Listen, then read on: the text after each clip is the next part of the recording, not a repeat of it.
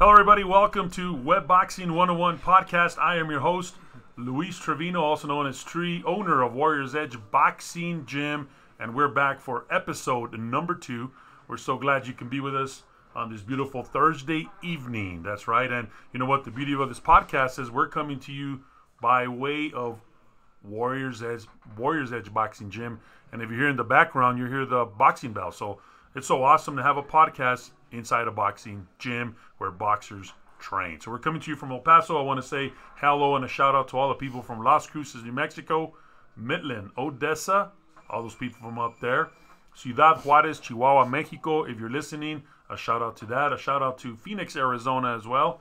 And everybody that's just joining us in the podcast to share and listen about boxing. And I'm going to say one thing. It is El Paso's only boxing podcast where we're going to talk about local fighters, we're going to talk about pro fighters, and we're going to talk about the boxing scene here in El Paso, and I hope it grows. And like I said in my first episode, ladies and gentlemen, it's not about my gym, it's not about the web, it's about contributing to other gyms and highlighting other gyms around El Paso.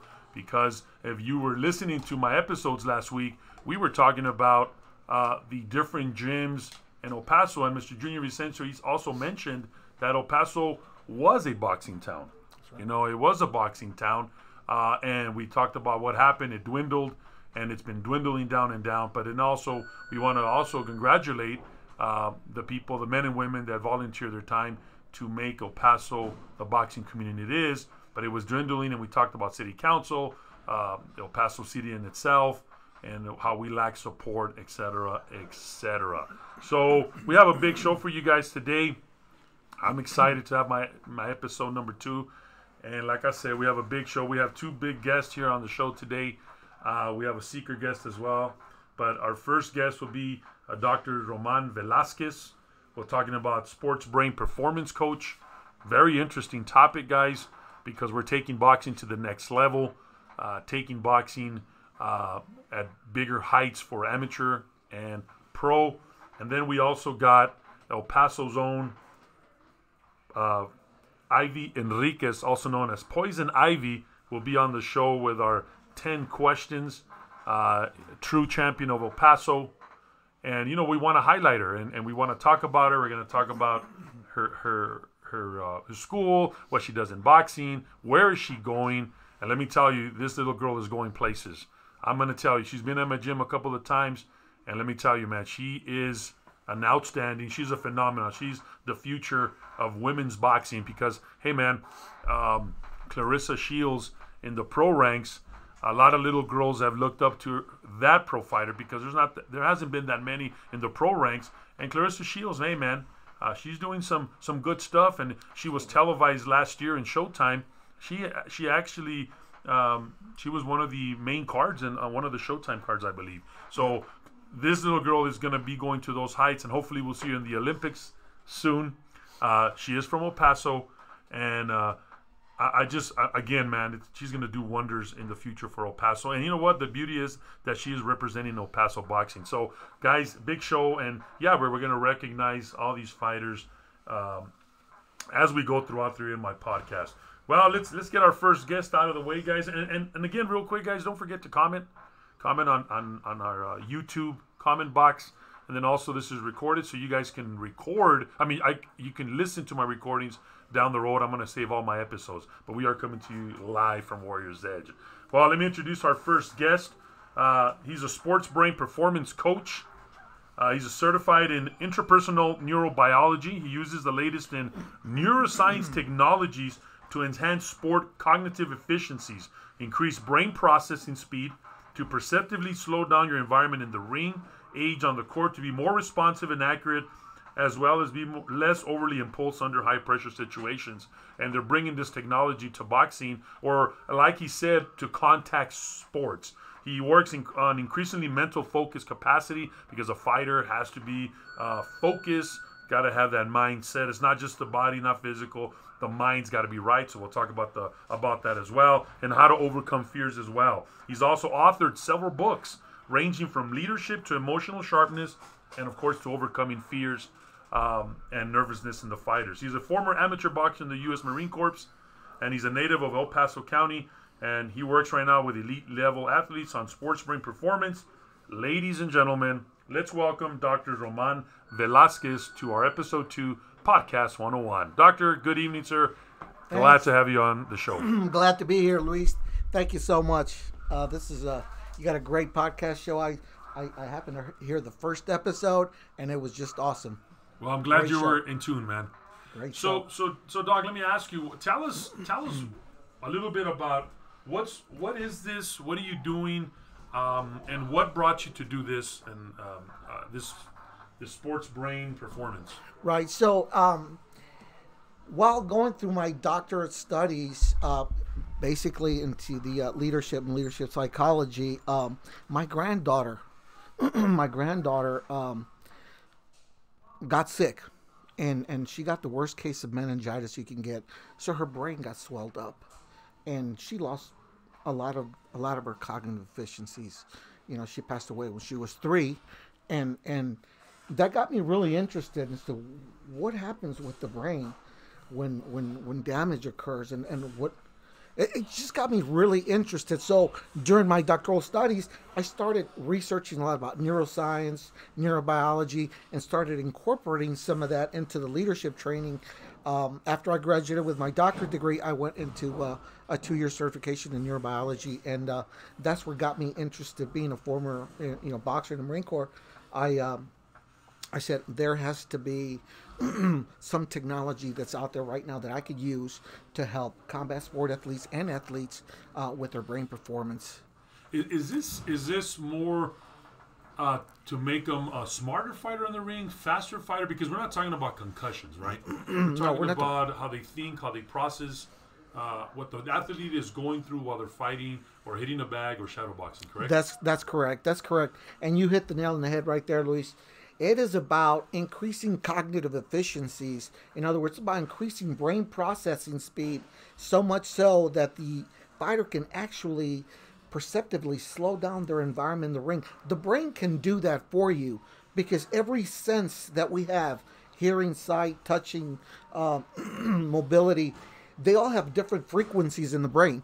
So if the brain works at very fast speed. So if we train the brain to speed up that process, that cognitive efficiency, the brain learns to manipulate all these other frequencies for our senses and perceptibly slow down the environment as if it's happening in slow motion. Okay, now let me ask you a question. How does it make a fighter better? Oh, in many ways. Number one, let's talk about the mental aspect of a fight. We know that 50% of the fight is mental. If you're not mentally strong, that's 50% of your fight. So when we talk about mental, it comes from the brain. And obviously the brain doesn't work by itself. The brain works with the stomach. The brain works with the heart. It turns out that for every signal the brain sends to the heart through the vagus nerve, the heart sends double the signals. So researchers are saying, well, who's in charge, the heart or the brain then? So the answer is both. They work coherently. In other words, they work in a synchrony to give rise to our emotions, to give rise to who we are.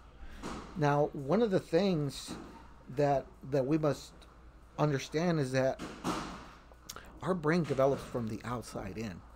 In other words, all our experiences that we have, all our loved ones, everyone that has been in your life, your trainers, your teachers, everyone, they literally shape your brain. As a matter of fact, we share the same neural patterns and circuitry in here with our 5 closest friends.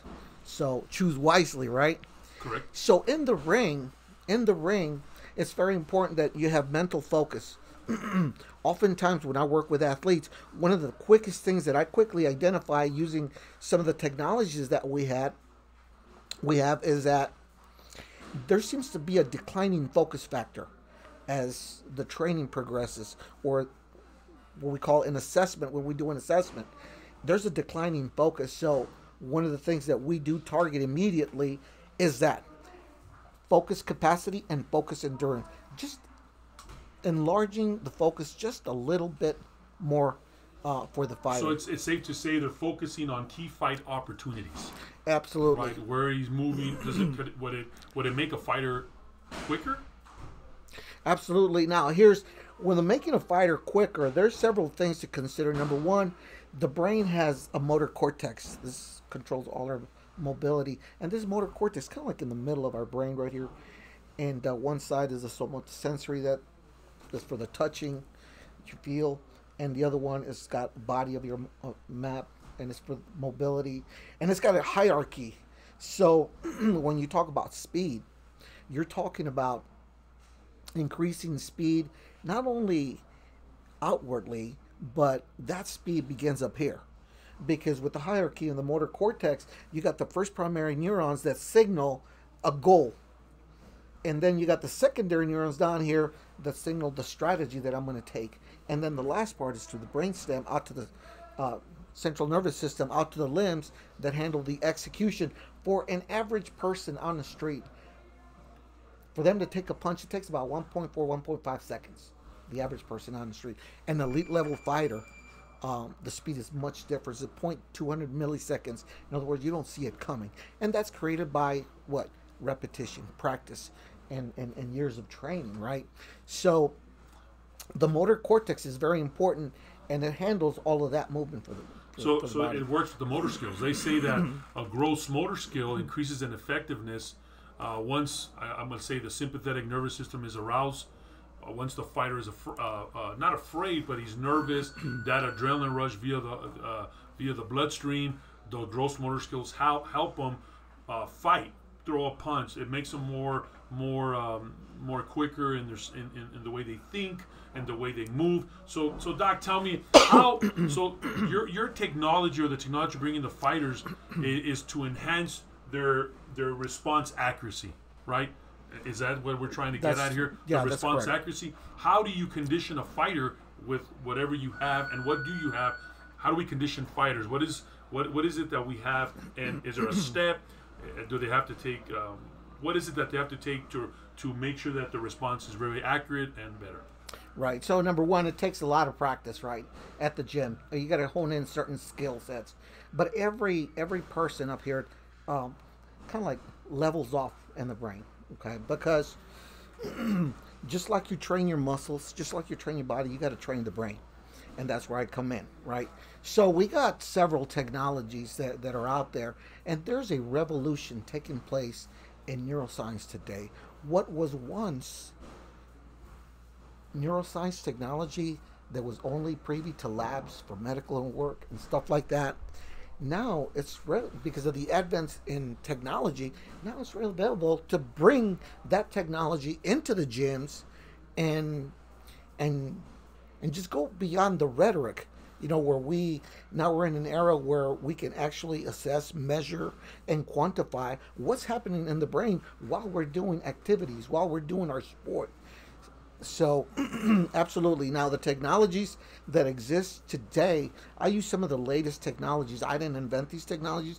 These technologies are created by some of the leading neuroscientists, and I just happen to grab that technology, integrate that technology in a way that I could customize a program and a protocol for an individual fighter, because everybody has a different brain.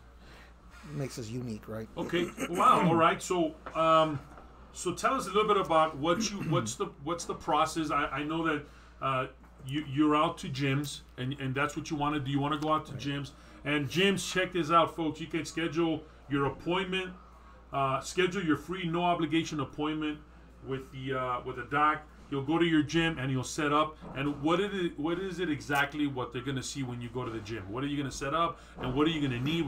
What is required for a gym to call you to see if their athletes are in this accuracy mode or whatever?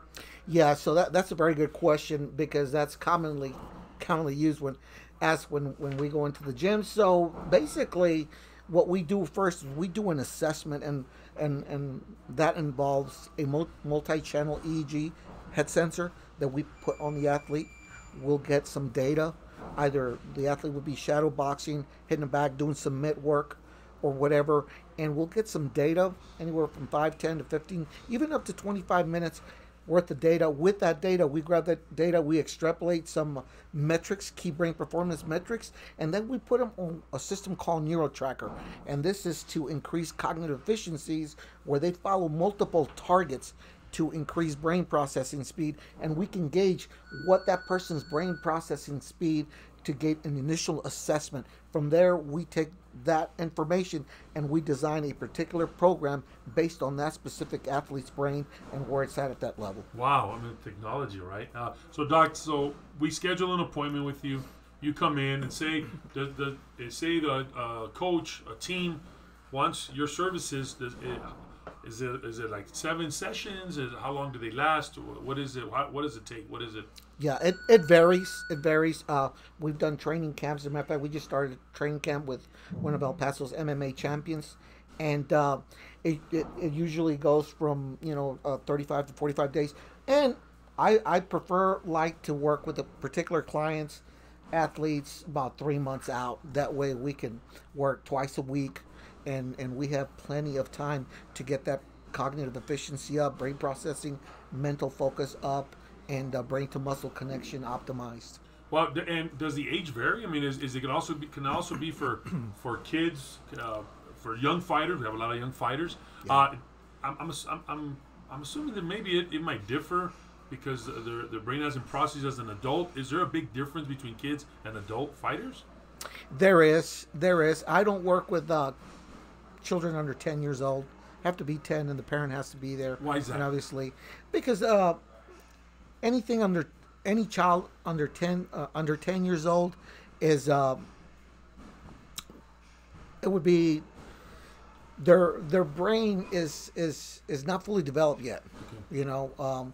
I think that by the time you reach 10 years old, and when I say the brain's not fully developed, it's the prefrontal cortex. Okay, as a matter of fact, your prefrontal cortex right here, which is the CEO of the brain, this is where you make all your decisions, short-term memory, that sort of stuff. It doesn't fully develop until you're 25, 26 years old. So with children under 10, I kind of stay away for no particular big reason. I just want 10-year-old and above because they seem to pass this maturity level to include, they're in the puberty. So it does differ, yeah, the ages, does. right? It does. Also, does it also matter how much they get hit? As a boxer, they get hit a lot in the head, or an MMA fighter. Is that going to can that also distract, can that also affect the accuracy, the performance, the thinking?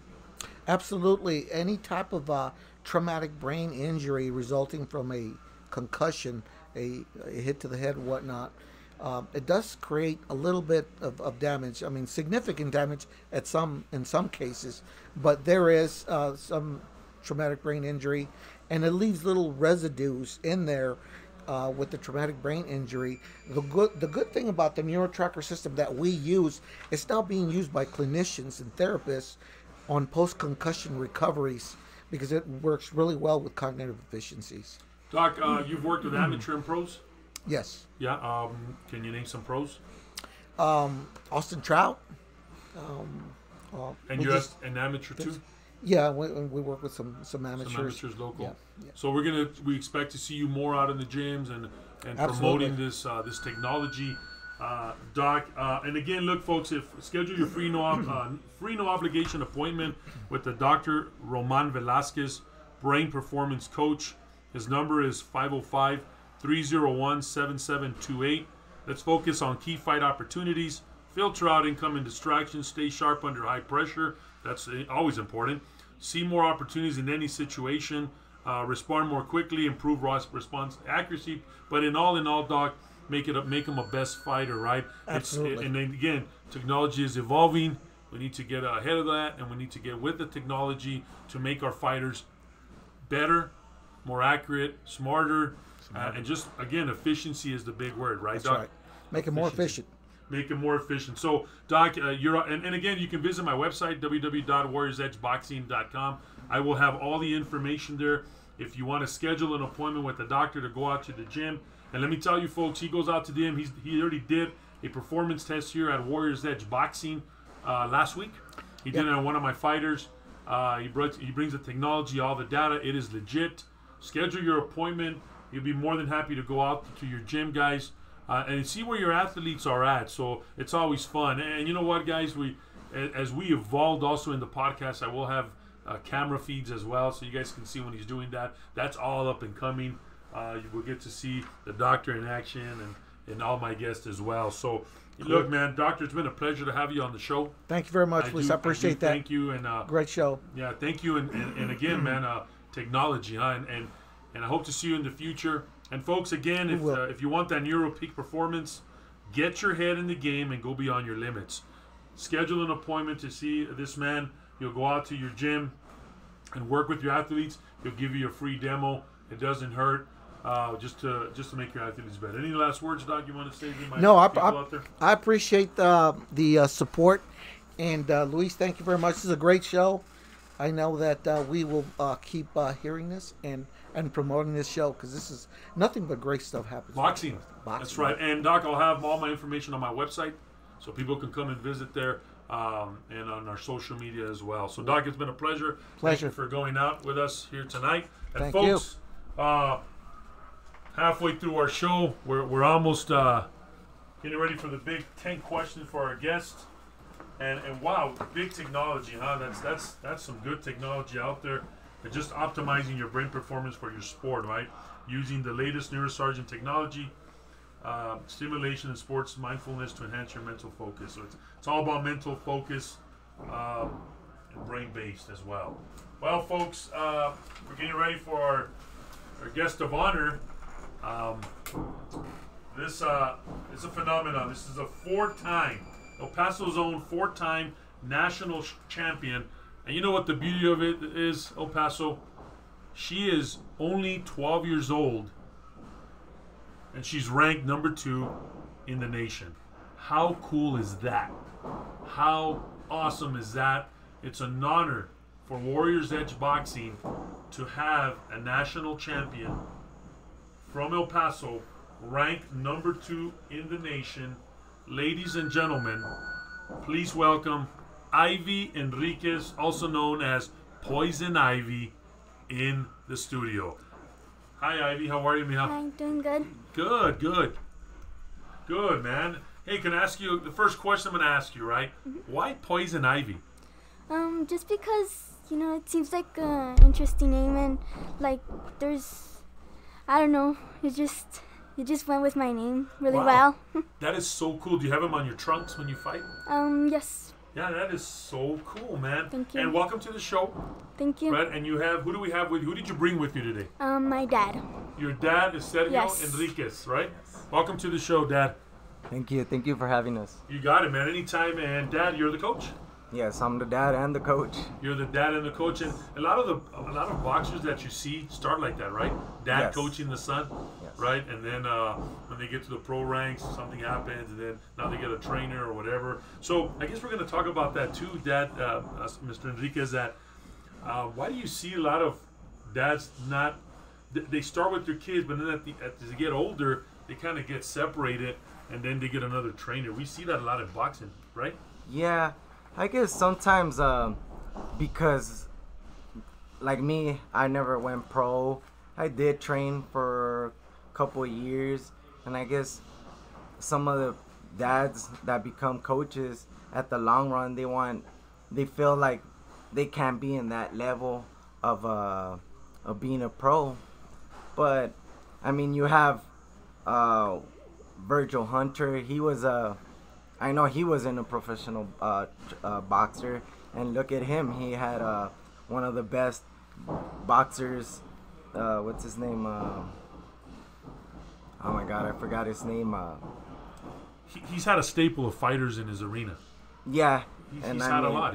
Virgil Hunter has, and he's still active, and he's accomplished a lot. And he was a boxer, and he was in a professional boxer. And it doesn't mean that if you don't never box, you can be a coach, because.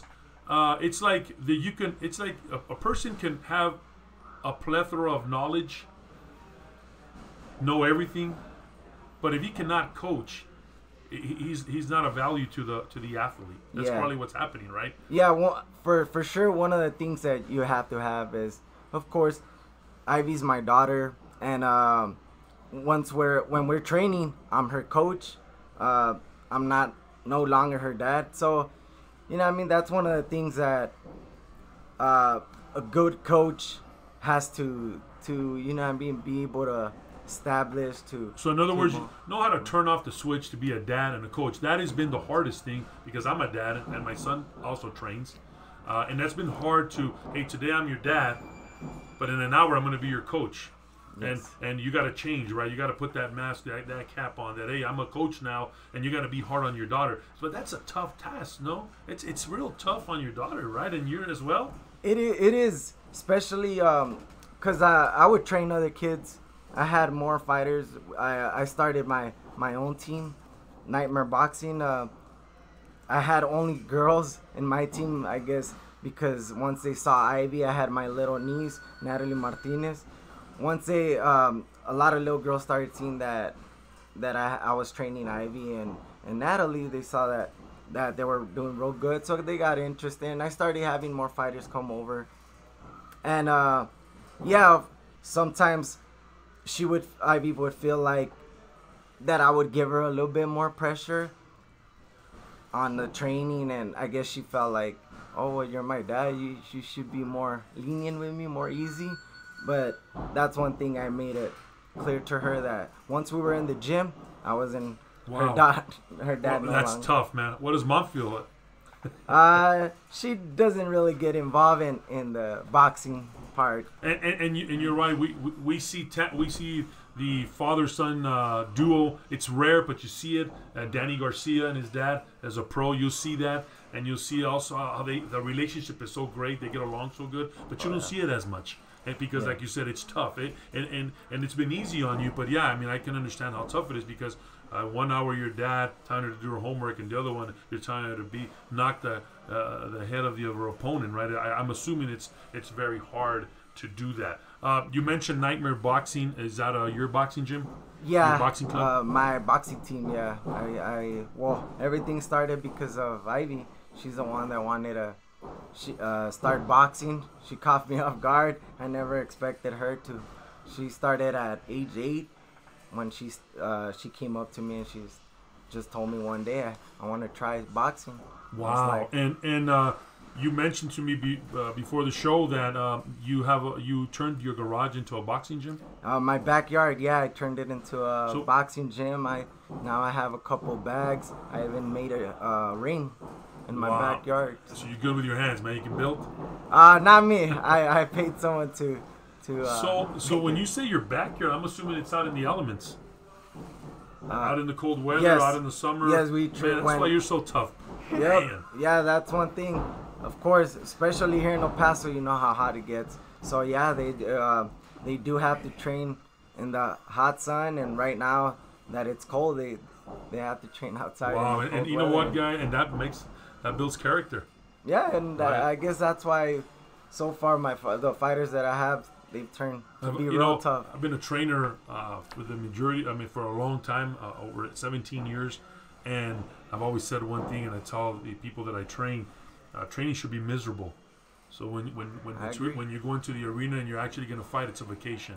Training should be miserable. It should be very cold. It should be sweaty. You should be in pain, right? Pain is temporary only, and training should be miserable. So when you get into that ring, those lights, it's a vacation, and you can walk right through it. So and that's one thing that I've always told Ivy. I've always told her, remember, training is the hard part. Once you go up in the ring and you're gonna compete, that's the easiest part. So wow, man, what an accomplishment you've done with your daughter, and it's just a great story, man. It's a great story, and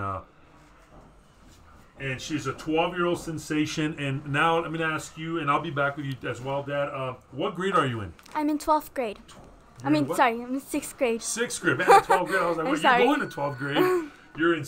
I know you're nervous, man. You're in 6th grade, and what do your friends tell you? If I look at you, man, you don't look like a boxer.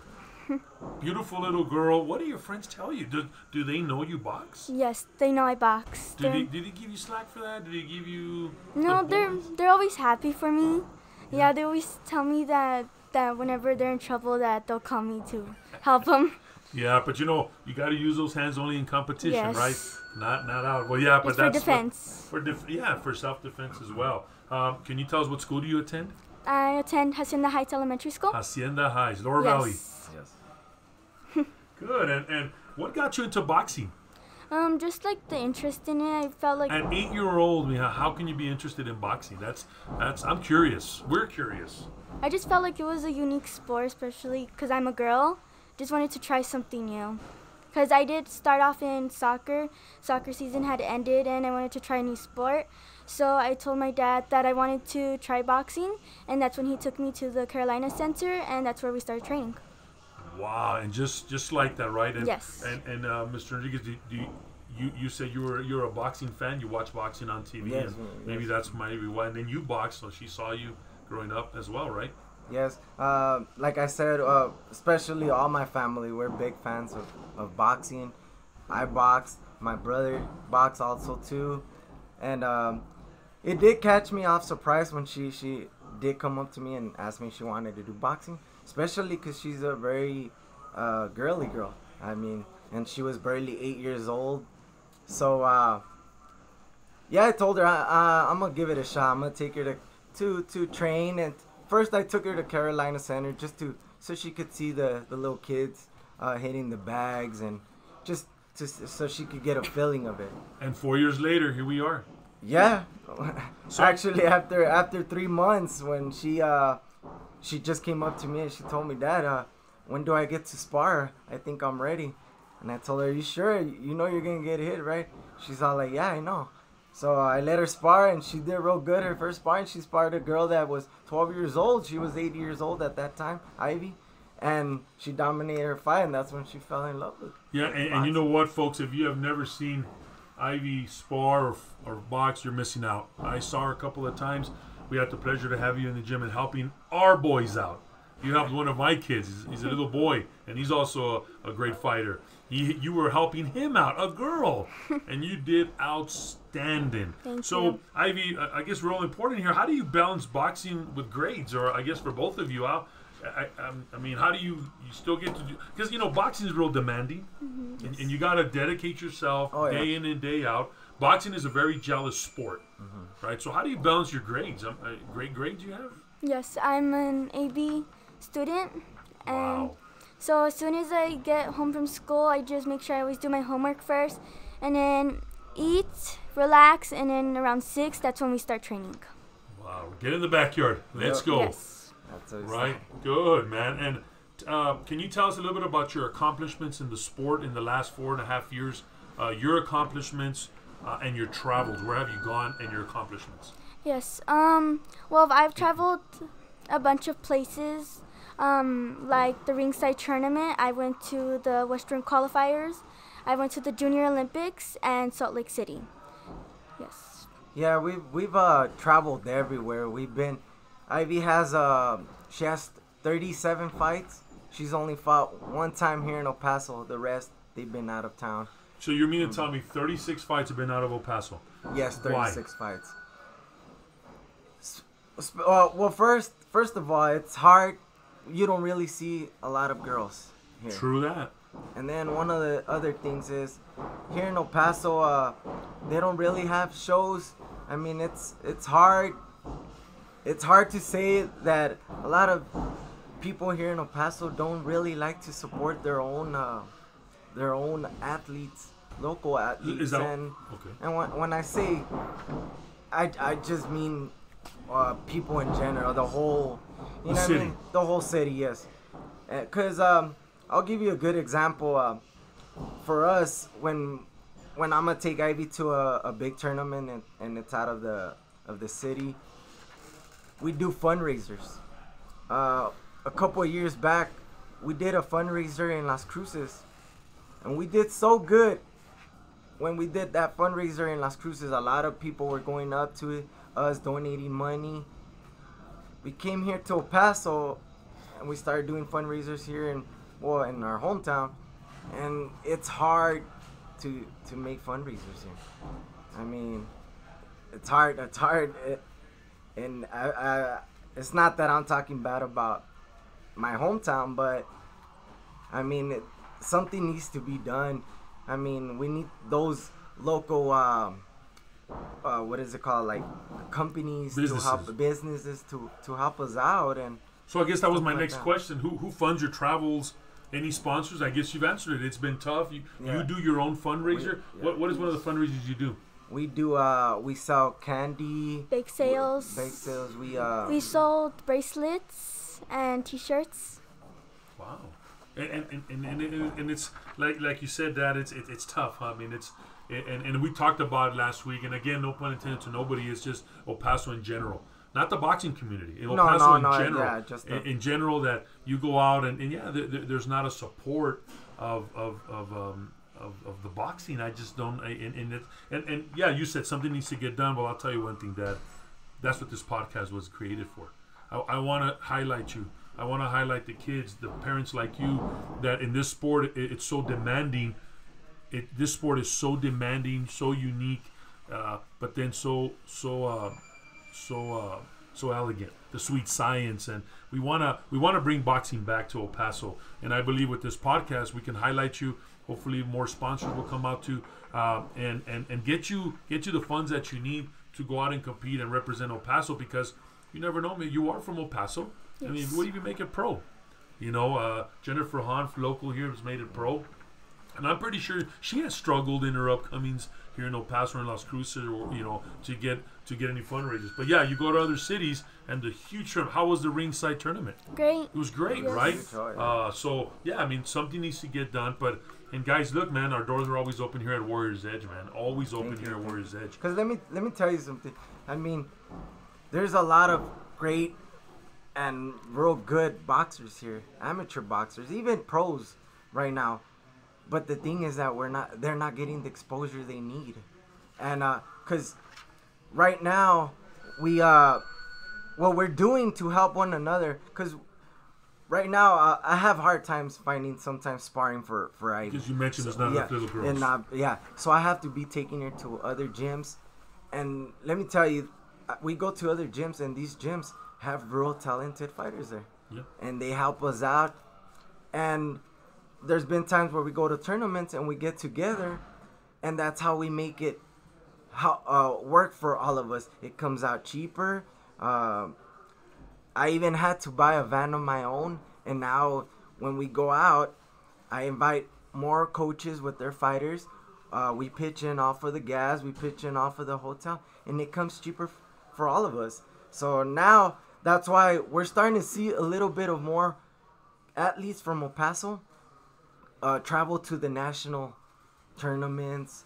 And wow, and you mentioned working as a team. The local boxing commission, the local boxing community, Golden Gloves, working together as a team. Beauty. What beauty is that, right? I mean, yes. Coming all together, and you mentioned that you go on other gyms and you've seen a lot of talent. Yeah, there is a lot of talent in El Paso. A lot of talent. And great coaches. And by the oh way. yeah, A lot great of coaches. I've had some good coaches here. I have good coaches here, and I've had some good coaches here. Yeah, and all in all, guys, we got to set our differences aside and work together. But you know what, folks? Again, we need to get more sponsors for these kids, because you mentioned the Junior Olympics. What about the Junior Olympics? Well, last year the Junior Olympics was it was at West Virginia. We had to drive 26 hours to get over there, and it's a whole week tournament, so we have to pay a whole week for the hotel. We have to spend for the gas. So let me get this straight. So you pay all that. USA Boxing, are you part of USA Boxing, the Yes. local boxing commission?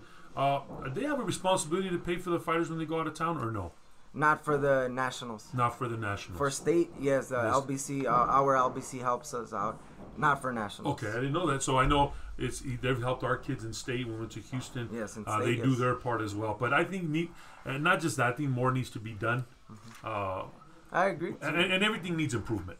I just think more needs to be done by our local businesses, big businesses. You know what? Huge. We have a lot of businesses here that are in high entail, a lot of money, a lot of companies. And I hope with this, we get the word out that fighters like Ivy, not just like you, there's other fighters that, hey man, just a little bit of anything helps. Yes, right. Anything helps. Anything helps. And they can get her to where she needs to be. 26 hours. That's a long drive. It is. Ivy, what is your most memorable fight? It would have to be the ringside because it was my first national tournament that I had attended, and I won the whole tournament. And I felt You like won that the was, entire tournament? Yes. How many fights was that? 2. I fought 2 times. And so in your age division and weight, right? Yes. Yes, she fought at 65 pounds, I think, at that time. Right now, she's already at 85 pounds, but she was 9 years old when... So she's 85 pounds right now, and you were, Right and at that time she was 65. So you won the whole national tournament, right? Yes. And folks, if you're hearing out there, if you have right now an 85 pounder to spar, hit me up. Call Mr. Cedro Enriquez for a good sparring. And as you get older, Ivy, right? You wanted to be in 12th grade already. What would you want to do in life besides boxing? I know boxing is going to take you places, and we hope it does. But there's other things besides boxing. What would you want to do besides boxing as you get older? Well, I am an athlete. I'm very competitive. So, like, maybe other sports, just like maybe track or basketball. I just like to try new stuff. So you're athletic all around. Yes. Yeah. Do you know what you want to be when you grow up? When you go to college, or? Maybe like a nurse or like a detective. Oh, detective. Nurse. Okay, good, man. You have aspirations to do other things other than boxing, right? Yes. That's great, man.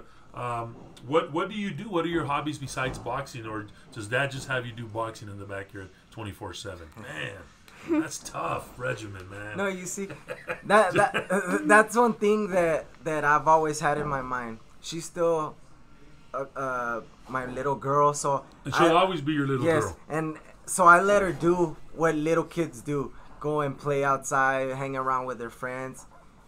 But she knows that once we get around that time that we need to start training, she knows that she has to now turn her focus into boxing. But I let her do anything. And folks, look, man, if you look at this little girl, and I wish I had the camera feed, man, she's like a normal little girl, likes hot Cheetos, likes to go to you see, I know every kid likes hot Cheetos. Likes to go to the movies, hang out with her friends.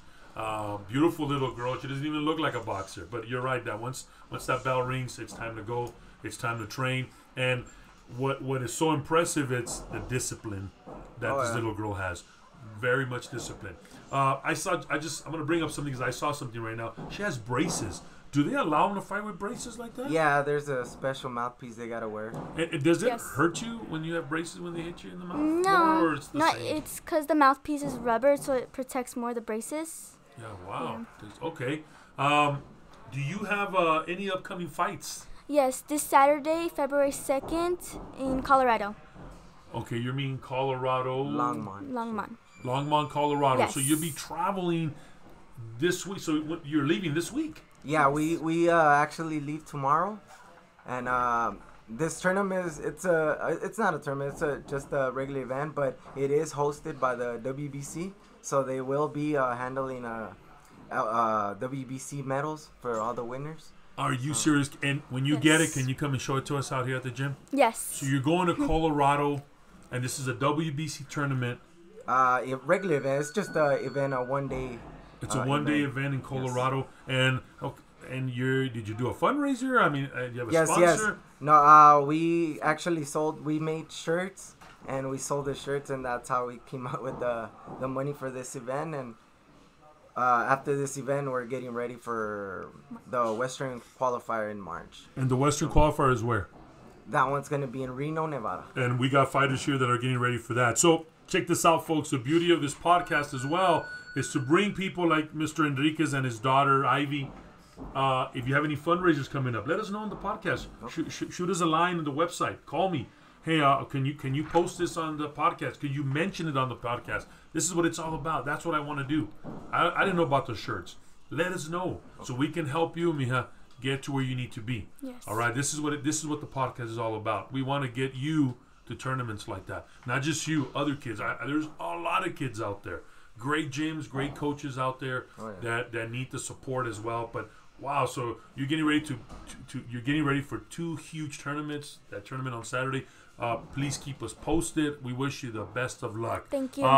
So let me ask you: do you have a pro fighter that you look up to? Any favorite? Yes, I mainly look up to Jennifer Han because like of what she's achieved, and she is a world champion, and she makes women look good. Wow. For boxing. Have you met Jennifer Han? Yes. Wow, you have a picture of her with you? No. You gotta get a picture of her, right? Yeah. Yeah, Actually, she did something real nice for Ivy. I think it was 2 years ago. She did that Pay It Forward on Channel Fox. She surprised her. They told Ivy they were just gonna interview her on Channel Fox, and Jennifer came up and surprised her, gave her some autographed gloves, autographed picture of her, and she actually donated money to her so she could. Wow, and El Paso sweetheart, she is a sweetheart. Jennifer Han has always been a class act, very professional. Glad that she's here from the border town of El Paso and Las Cruces. And that's your favorite fighter, huh? Yes. Great. What about any other fighters that you look up to that you see on TV? Maybe Clarissa Shields. Clarissa Yes, Shields, upcoming she's really girl as good. well, right? Yes. U.S. Olympian. Mm-hmm. Right, yeah, and she's upcoming, and that's something that you can look up to because, look, man, it doesn't end at 12, it doesn't end at 15. You can make it to the pro ranks as a female, right? And that is awesome, Ivy. Thank you. Look, man, it's awesome. It was awesome to have you here at the show. It was awesome to have your dad and your team out here. Folks, Nightmare Boxing in the house. A big shout out to everybody out there. It was an awesome interview with you. I had a great time with you. And you know what? We're going to be thinking of you this Saturday. The best of luck to Thank you. Please, when you come back, please visit us when you come back. We want to see how you did. So we can put you on the website. And again, like I said, Mr. Enriquez, anything you need from us as far as fundraising and all that to put the word out, we will be happy to do it for you. So Ivy, it's been a great pleasure to have you. Thank you. Any last words for anybody listening to you? Anything about Colorado? Anything? Shout out to all your friends from school. Shout out to all my friends. Yeah? Yeah. Your best friend? Your teachers? Yeah. Right, good. Well, it was a pleasure to have you, Ivy. Thank you. Folks, we're going to be wrapping up our show. It was awesome to have our Dr. Velasquez. Thank you, Doc, for being here. Ivy and Team Nightmare was in the gym today. So what a great time we've had in our podcast today. And folks, don't forget, just some quick announcements. The Border Association Winter Brawl will be Saturday, February the 9th. And that is next week, February the 9th. And it's hosted by Border Association. And it's going to be at the El Paso County Coliseum. For more information on that, call Mr. Guerrero at 432-294-2645. And what beauty it is, man, to have local tournaments here, local athletes like Ivy here, and talk about our boxing show. Well, also, like I mentioned before and promised, we have an upcoming professional fight this Saturday. It's going to be Elidir Storm Alvarez makes his first defense of his WBO World Light Heavyweight title against Sergey Kovalov this Saturday, hoping for a repeat of a spectacular win in August. This is going to be part 2. The rematch will air live on ESPN+. Alvarez upset a former champion. Kovalov has raised the question, is Kovalov still the same dangerous fighter he was once after the defeat of Alvarez the last time they fought in August? That got knocked down 3 times, floored him 3 times in the 7th round. Is Sergey the same fighter he was before? Well, we're going to see this Saturday on ESPN. Big fight night as well, so tune into that, folks. Well, folks, that has been my show. It has been a great pleasure to have my guest of honor, and we'll be having our shows every Thursday. So, folks, as I say goodbye to you, always, whatever you do in life, put God first. This has been our podcast. Thank you for listening, and we're out. God bless.